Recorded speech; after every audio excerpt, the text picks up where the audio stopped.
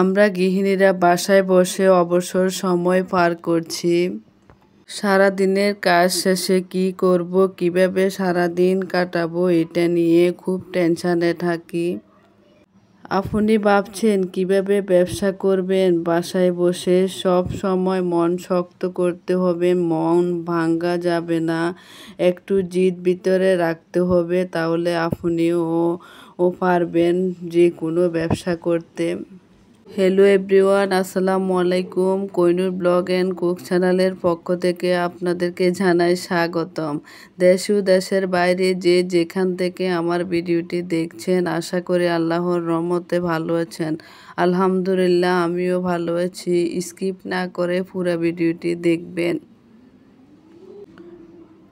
আশা করি আমার আপু ও মামুনিদের ভালো লাগবে। এই ভিডিওতে দেওয়ার আগের ভিডিওতে আমি একটি পাঞ্জাবির সেলাইয়ের কাজ শেয়ার করেছি আপনাদের সাথে। আমি এই ড্রয়িং ভিডিওটি শেয়ার করতে পারিনি, স্কিপ হয়ে গিয়েছে, এই জন্য আন্তরিকভাবে দুঃখিত। আবারও দেখিয়ে দিলাম কিভাবে ওই পাঞ্জাবিতে ড্রয়িং করছে। আপনারা মনোযোগ সহকারে দেখলে খুব সহজে যে কেউ এই ড্রয়িংটি করতে পারবে। প্রথমে আমি পাঞ্জাবিতে স্কেল দিয়ে দাগ টেনে নিলাম পেন্সিলের সাহায্যে। 1 ইঞ্চি ফাঁকা রেখে রেখে পাঞ্জাবিতে যতটুক কাজ করব অতটুকু দাগ টেনে নিলাম।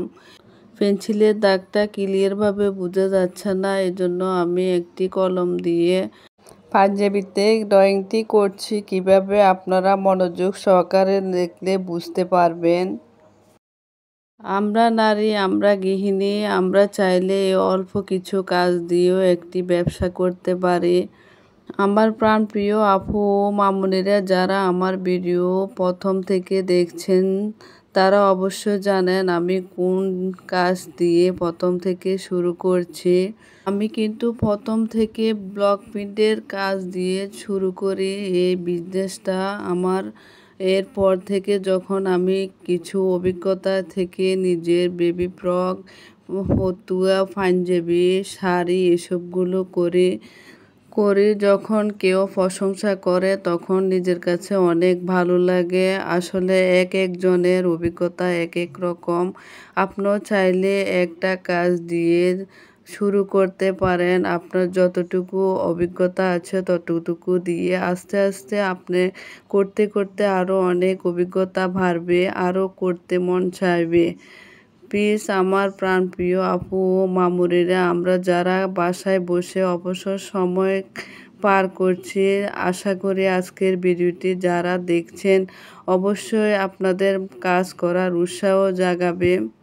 যারা পরিবার থেকে সাপোর্ট পাচ্ছে তাদের তো কোনো কথাই নাই, আর যারা সাপোর্ট পাচ্ছেন না তারা একদিন দেখবেন যারা আপনাকে সাপোর্ট দেয় নাই, একদিন তারা আপনাকে নিয়ে গর্ব করবে। প্রথমে শুরুতে কিছু কষ্ট হবে।